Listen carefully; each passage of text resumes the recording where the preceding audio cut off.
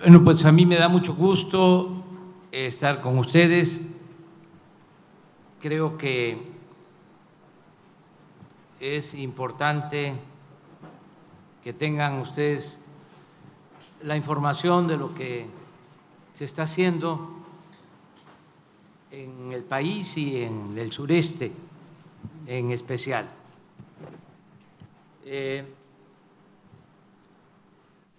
Quiero llamar la atención sobre el por qué es importante el que nos integremos en lo económico en América del Norte y como un ideal, como una utopía que se puede convertir en realidad, la integración de toda América, así como en su momento fue la Comunidad Europea y luego la Unión Europea. ¿Por qué no pensar en que se puede dar esta integración regional, estratégica para nuestros países? En cuanto a la integración económica, creo que lo que está sucediendo nos debe de llamar la atención de cómo hay que contemplar la relación económica, comercial, incluso política, al futuro.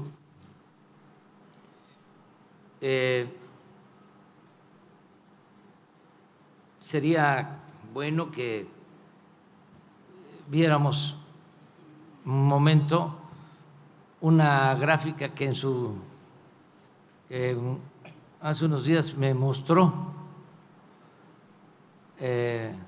Juan Pablo Devoto, subsecretario de Hacienda, subsecretario de Egresos. A ver si le explicas de cómo era la relación económica comercial hace unos años y cómo es ahora. Sí, claro, presidente. Lo que muestra las distintas imágenes que vamos a ver es la evolución de la relación comercial entre los países. La liga, o digamos, la establece aquel país con el cual ellos tienen una mayor relación comercial. Entonces, lo que se observa en los 60s es que Estados Unidos tiene un núcleo importante y por otro lado se encuentran ciertos países de Europa y también Inglaterra. Quizá pasando a la siguiente. Lámina, por favor.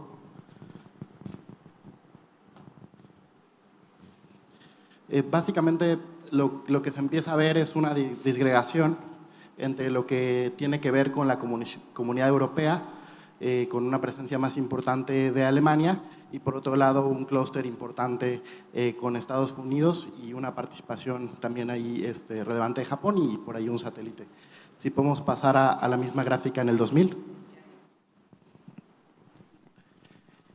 En el 2000 ya vemos mucho más marcadas las diferencias entre Europa y Estados Unidos.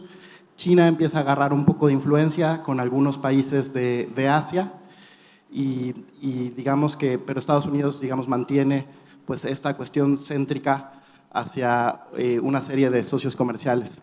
Y si podemos pasar a ver la gráfica, cómo se ve en el 2020, digamos, solamente para referencia, todos estos datos son datos del Fondo Monetario Internacional y corresponden a la suma de importaciones y exportaciones. Vemos que China ahora mantiene una imagen mucho más centralizada con una mayor aportación del comercio o mayores socios comerciales hacia una buena cantidad de países, no solamente de Asia, y Estados Unidos, digamos, se ve desplazado en cuanto a su centralidad en esta gráfica. Es un poco lo que se observa como una tendencia en el comercio internacional. Sería tanto. Si esto lo proyectamos, si continúa la tendencia, se va a producir en el mediano plazo un desequilibrio muy desigual y riesgoso, porque el que haya hegemonías no nos conviene a los que queremos vivir en paz. Si hay un desequilibrio mayor, que lo pueden medir los técnicos, que deberían de estar ya proyectando lo que va a suceder si no cambiamos las cosas en el 2050. Alguien decía que hay quienes piensan en las futuras generaciones y hay quienes piensan en las futuras elecciones. Esa es la diferencia entre un político común y un estadista, y un hombre de Estado, un hombre de nación. Entonces, si se mantiene ese desequilibrio y no hacemos nada, ¿cómo se buscaría el predominio? Pues a través de lo bélico. Y nosotros no queremos eso.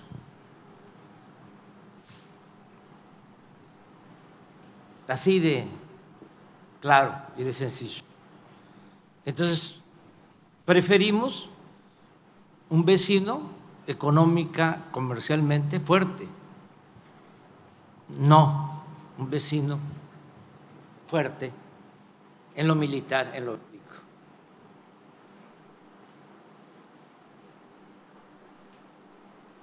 El equilibrio en lo económico y comercial significa estabilidad política. Entonces, creo yo que hay que seguir insistiendo en que debemos de integrarnos con respeto a nuestras soberanías. Es un buen paso el haber renovado el tratado comercial.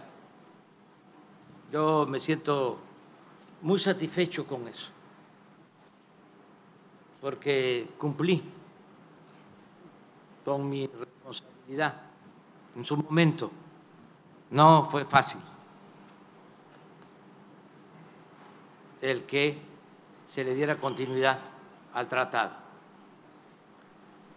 Y ahora ya, con este instrumento, tenemos muchas posibilidades para el desarrollo en América del Norte. En lo que corresponde a México, tiene condiciones para la inversión inmejorables. Haciendo a un lado la propaganda política o la politiquería, siempre hablan los hechos y es la realidad la que se va imponiendo. Está creciendo la inversión extranjera en México como nunca. Y eso, pues, es un indicador de que hay futuro para las empresas en México para el crecimiento económico. Es una región de muchas oportunidades. No puedo comparar, pero ya ustedes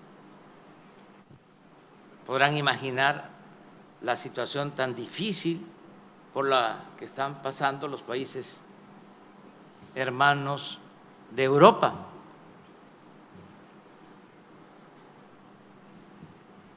Eso es distante a nuestra realidad. Este es un país y una región con futuro. Por eso lo del tratado ayuda mucho. Y decía, ojalá luego de integrarnos bien en el norte o al mismo tiempo, convencer de la importancia de la integración de todo el continente americano. Hay un potencial enorme en toda América. Y solo pensemos en una ventaja comparativa que ahora se mencionó, las distancias, los costos por fletes.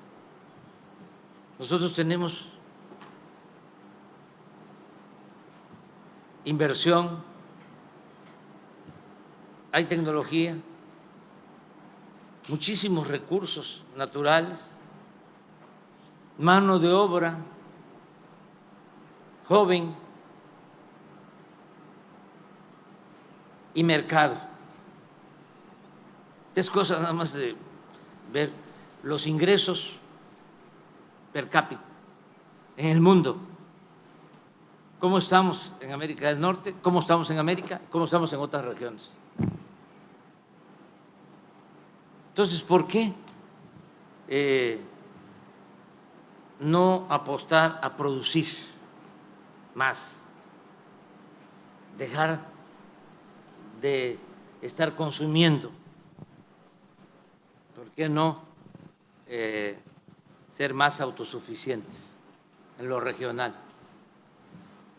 Eso es algo que quería. Lo otro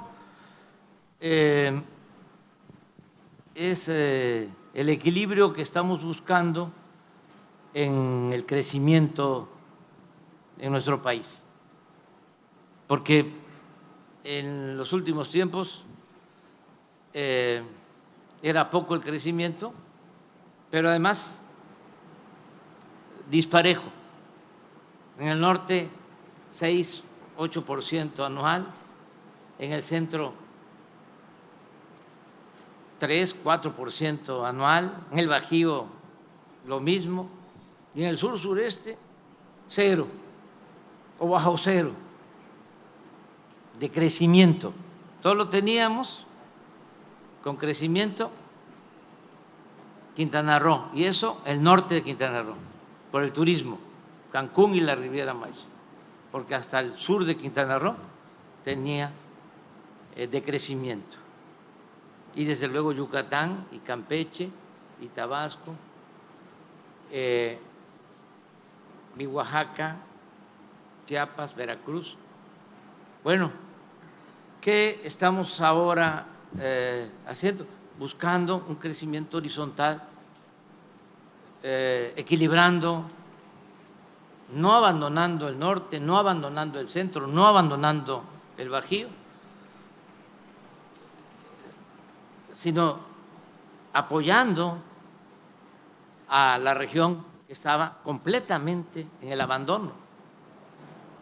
Puedo ahora decir a ustedes que como nunca se está invirtiendo en el sureste del país. Ayer hablaba yo de solo 2 proyectos, inversión pública, de alrededor de 25,000 millones de dólares, 2 proyectos. La refinería de Dos Bocas, 9,000 millones de dólares, y el Tren Maya, 12, 13,000 millones de dólares, 1,500 kilómetros para comunicar todo el sureste.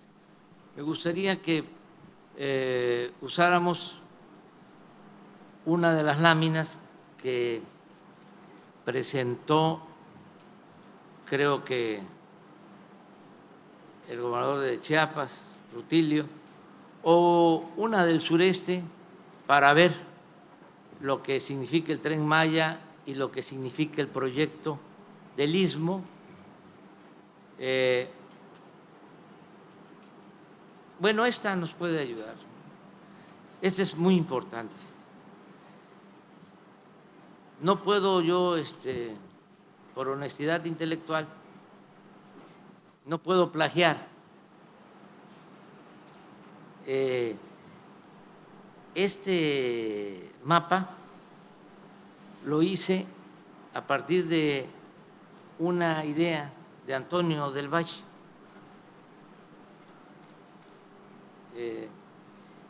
Y se los describí a los empresarios de la cervecera Constellation para, pues, no convencerlos, porque ya habían avanzado mucho, de la importancia que tiene el sureste para atender el mercado de la costa este de Estados Unidos. Toda nuestra relación es hacia el norte. A ver si ponen de nuevo el mapa.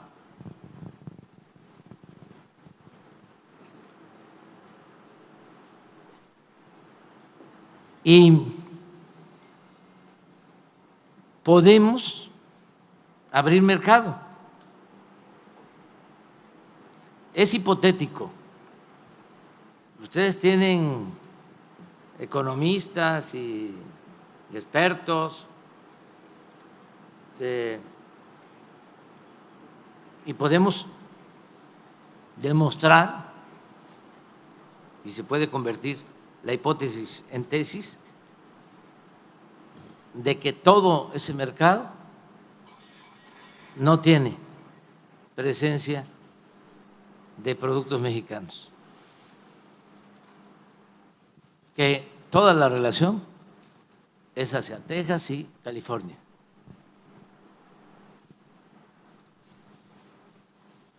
Si la planta de Constellation, que quiero aprovechar para agradecer la confianza de los empresarios de Estados Unidos,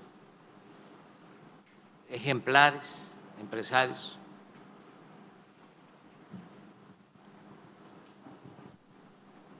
si esa planta se reproduce, imaginemos, y se pone otra igual en el Istmo, y se pone otra igual allá en la desembocadura del río Sumacinta, donde lo que sobra es agua, es el río más grande de México, tendrían para atender todo el mercado de la costa este. Estamos hablando hacia futuro. Bueno, el proyecto del Istmo tiene ese propósito. Ustedes, se ocupan del sector energético, de las distintas ramas de la economía. En todos los casos hay oportunidades. La creación de los 10 corredores o parques industriales en el Istmo tiene muchas ventajas en la industria petrolera, en el gas. Imaginen, volvemos a lo mismo. Ahora Europa padeciendo por la dependencia del gas de Rusia. Y aunque se les quiera ayudar mandándoles gas, ¿qué hay? Suficiente en Texas. Pues no hay plantas de licuefacción.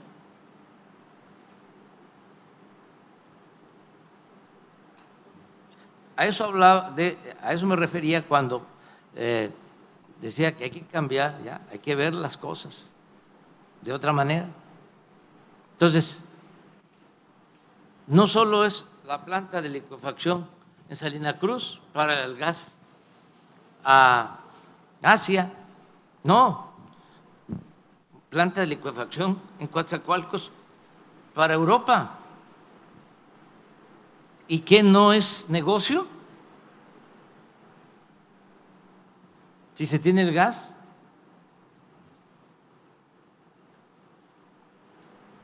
Y una regasificadora en Europa, por mencionar algo, ¿no? Y muchas otras inversiones, todo lo que significa la producción agropecuaria del sureste, de Oaxaca, de Chiapas, Tabasco, Veracruz. Celebro el que ya hay una empresa que tiene un ferrobuque y llega el buque enorme, suben 75, 80 vagones de ferrocarril y los bajan en Alabama. Eso de Coatzacoalcos a Alabama. 2, 3 días. Ya están ellos invirtiendo en eso. Entonces, sí hay mucho potencial, garantizarles de que vamos a apoyar en todo, nos importa mucho la inversión. Nosotros queremos combatir la pobreza. Ese es el propósito central. Y estamos avanzando porque estamos combatiendo al mismo tiempo la corrupción. Porque siempre lo he dicho, la corrupción es lo que ha dado al traste con todo. Eso es lo que más nos dañó en México. No fue una pandemia, una peste. Es la causa principal, la corrupción, de la desigualdad económica y social. Es lo que produjo mucha desigualdad, mucha pobreza, y fue lo que nos llevó a la inseguridad y a la violencia. Entonces, estamos combatiendo la corrupción y esto nos está permitiendo liberar muchos fondos para el desarrollo, porque no solo hay que combatir la corrupción por razones de índole moral, sino porque se liberan muchos fondos para el desarrollo. Les puedo poner ejemplos. ¿Por qué se pudo hacer el aeropuerto de la Ciudad de México? Bueno, porque estaba estimado en 300,000 millones, lo hicimos en 75,000.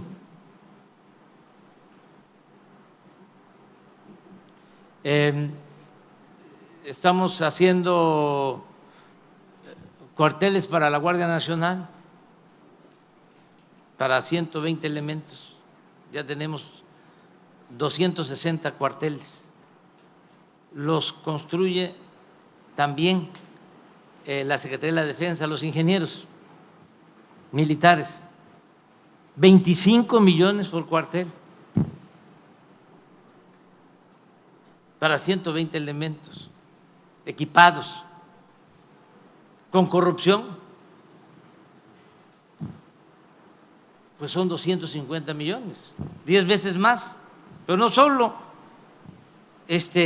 cuesta más, sino no se terminan. Como tenían que dar soborno, el constructor se llevaba el anticipo y ahí quedaba la obra tirada. Estamos ahora construyendo 2.700 sucursales del Banco del Bienestar, porque estamos dispersando recursos para el bienestar a toda la población. 2.700 sucursales, para que la gente tenga un lugar cerca y pueda sacar lo que por derecho le corresponde. Bueno, cada sucursal del Banco del Bienestar, 5 millones de pesos. Y así podría poner más ejemplos. Entonces, todo esto nos permite avanzar mucho, destinar recursos al bienestar. De los 4 estados que están aquí presentes, les puedo decir que en el caso de Oaxaca y Chiapas, en el 100% de los hogares se recibe cuando menos un programa, un apoyo. El que no recibe un apoyo porque es adulto mayor y tiene una pensión, porque ya la pensión en México es un derecho universal, están beneficiándose 10.500.000 adultos mayores de 65 años, que mes con mes están recibiendo. Y ya se elevó este derecho a rango constitucional. Esté quien esté en el futuro en el gobierno, se tiene que mantener este apoyo.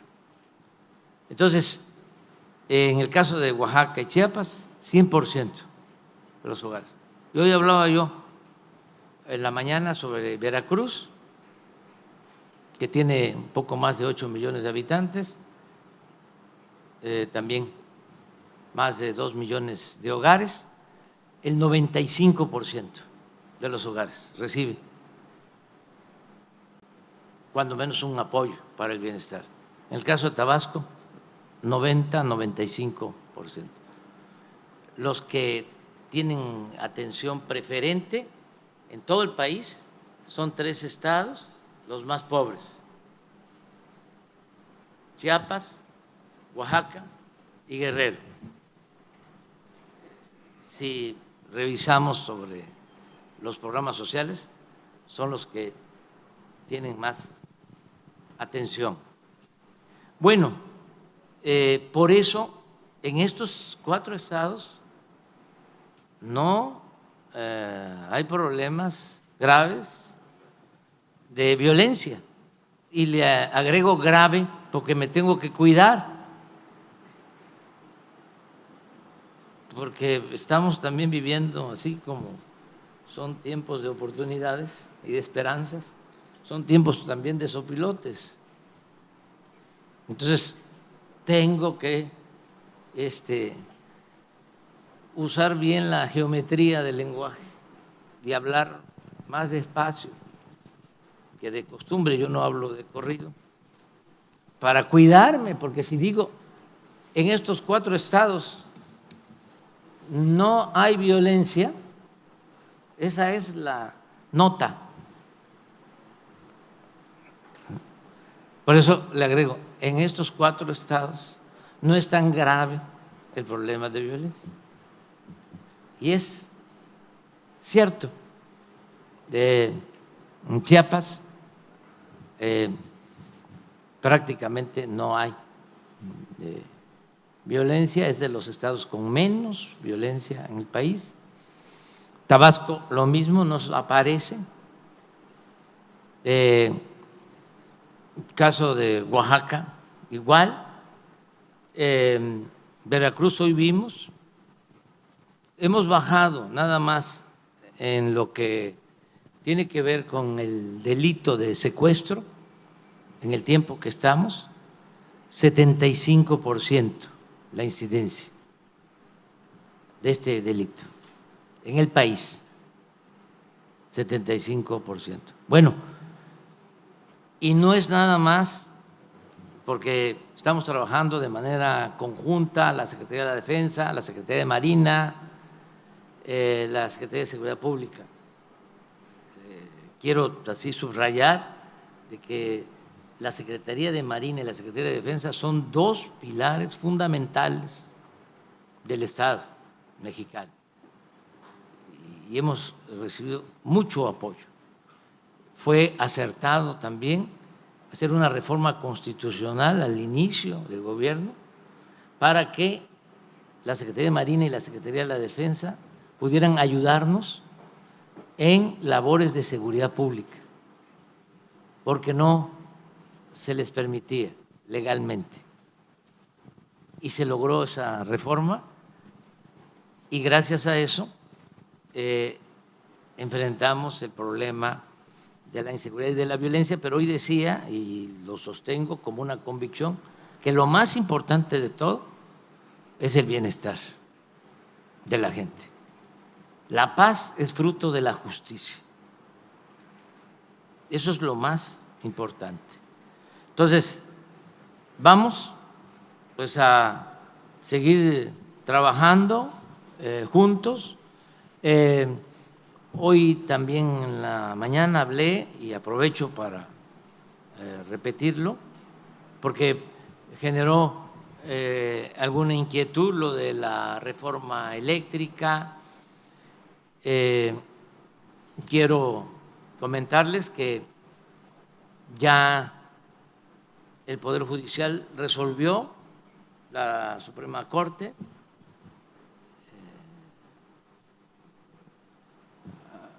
no dejo de señalar de que hay un auténtico Estado de Derecho, como nunca.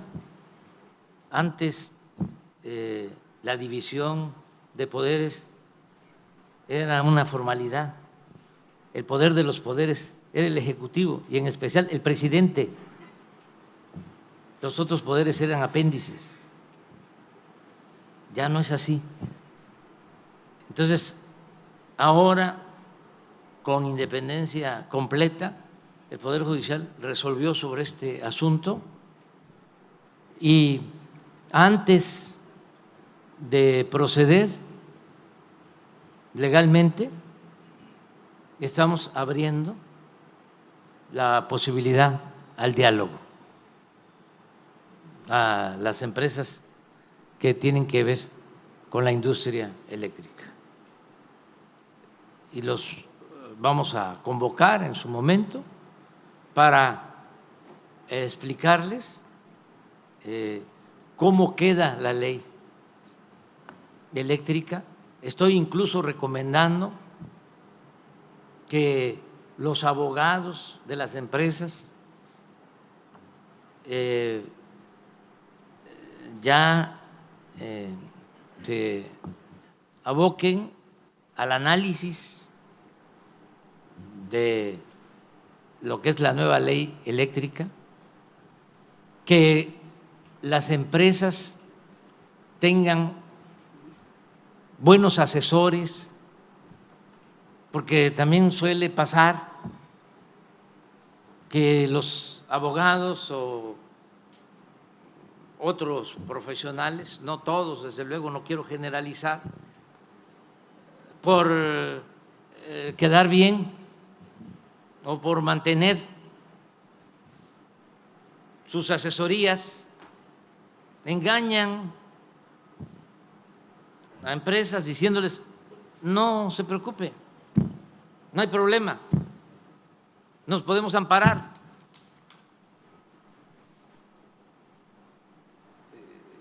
Una vez una corporación muy fuerte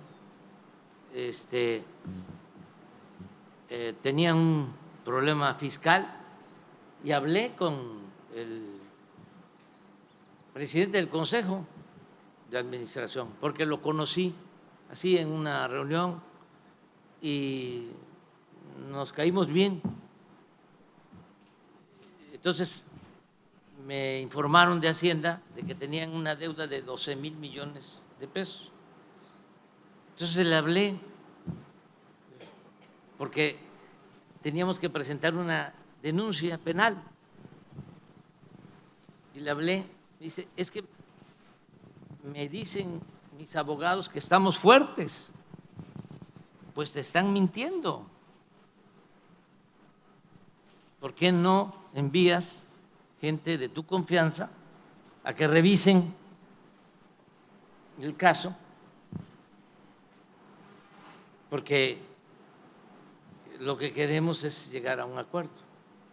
Y envió gente de su confianza y en efecto llegaron a la conclusión que debían los 12,000 millones de pesos y los pagaron. Bueno, voy a decir, fue Wolvar. O sea, actuando con legalidad,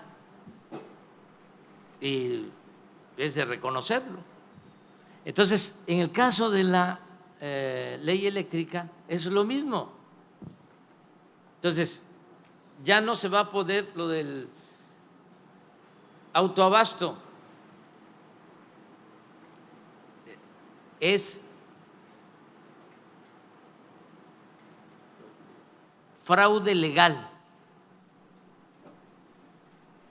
Así, decidido por la mayoría de los votos de la Corte, porque se vio artículo por artículo.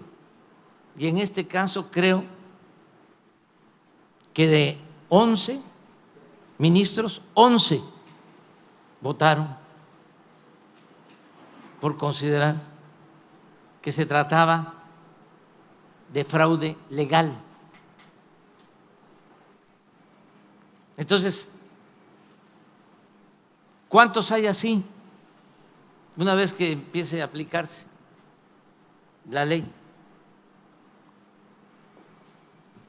Pues como 70,000 empresas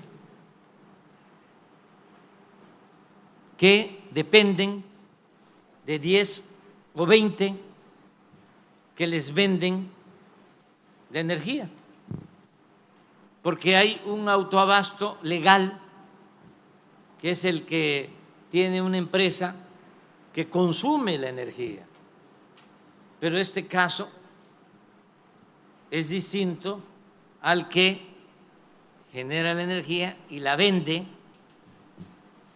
simulando de que se trata de una sociedad comprando con $1 una acción. Pues eso ya no es posible legalmente. Pero también ni modo que iniciemos los procesos judiciales. No, vamos a dialogar, a buscar las opciones. ¿Qué alternativas tenemos? Y eso es lo que vamos a hacer en este asunto, en este caso. Como lo hicimos en el caso de los gasoductos y como lo vamos a hacer en todo. Imagínense si actuamos de manera estricta. De 110 contratos que se entregaron para la explotación del petróleo, Solo hay 2 produciendo. Y han transcurrido 6 años de la llamada reforma energética. Y ni modo que actuemos cancelando los contratos. No.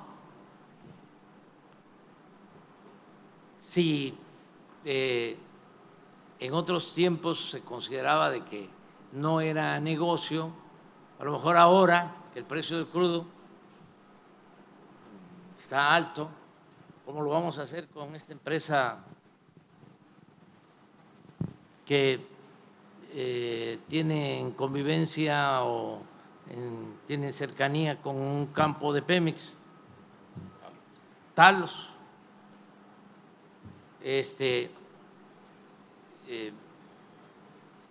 Queremos que inviertan, ya está el contrato, sin ningún problema,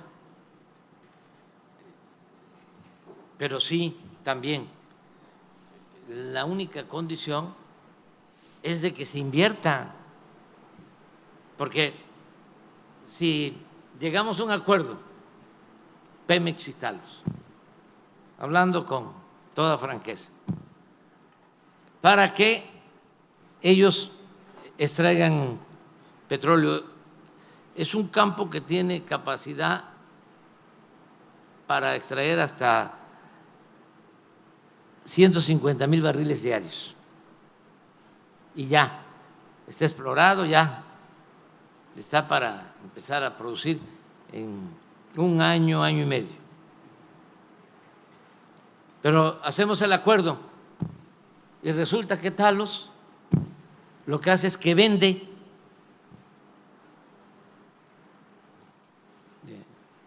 sus bonos o vende la concesión. O sea, solo utiliza el acuerdo para la especulación. Pues no. Queremos que inviertan. Y así no hay ningún problema de nada. Nosotros ayudamos en todo. Pero ya basta de especular. En estas cosas parecería extraño, pero coincidimos con el presidente Biden en estos temas que estoy tratando, porque él quiere que se actúe de conformidad con la ley, que haya justicia, y es lo mismo que buscamos nosotros. Entonces, México tiene muchas oportunidades y ustedes tienen todas las posibilidades de hacer negocios. Aquí hay una nieta de Antonio Ortiz Mena y don Antonio decía de que se tenían que crear las condiciones para hacer negocios en México con ganancias razonables. Y eso es hacer negocios con ganancias razonables.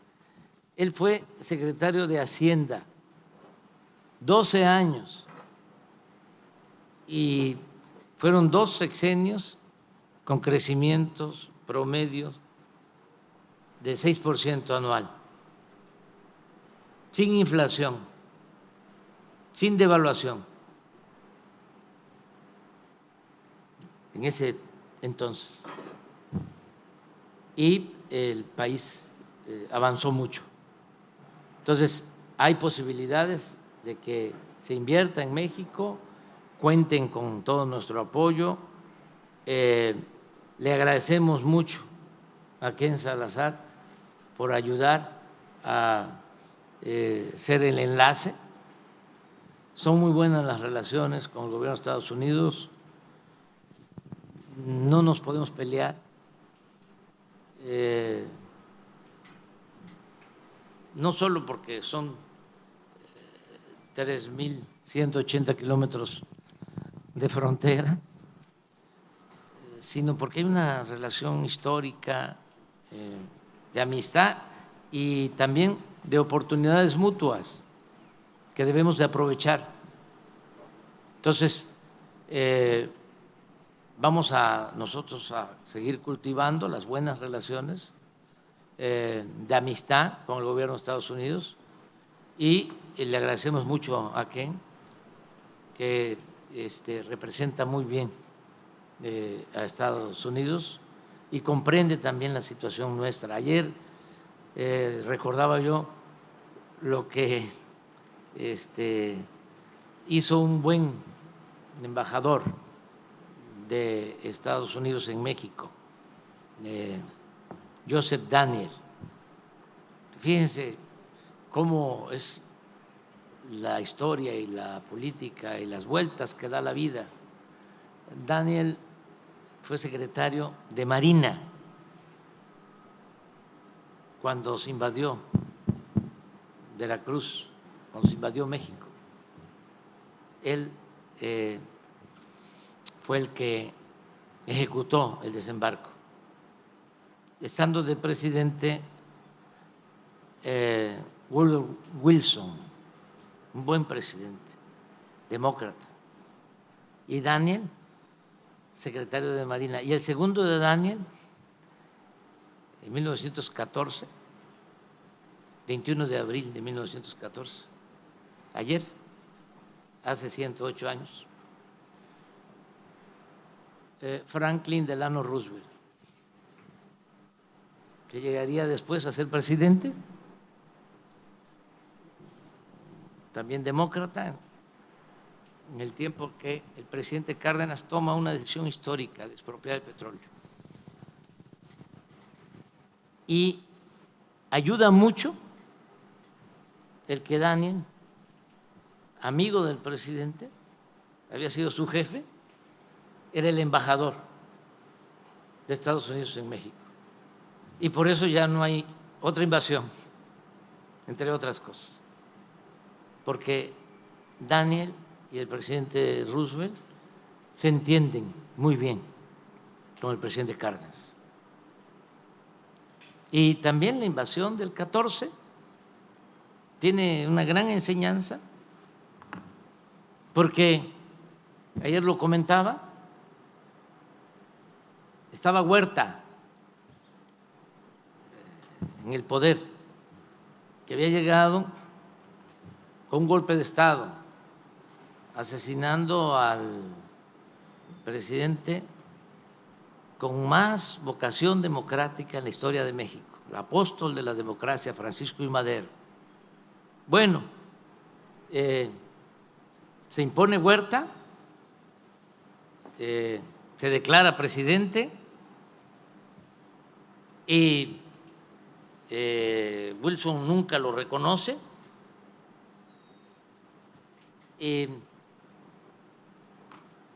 Invaden México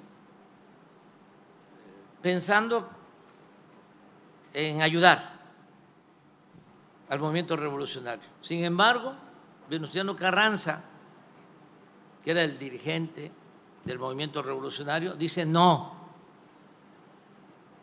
con toda la autoridad moral de Venustiano Carranza, porque fue el único gobernador que cuando se proclama presidente Huerta dice no acepto el golpe de Estado y organiza la resistencia y así surge nuestro ejército. Se constituye el ejército actual.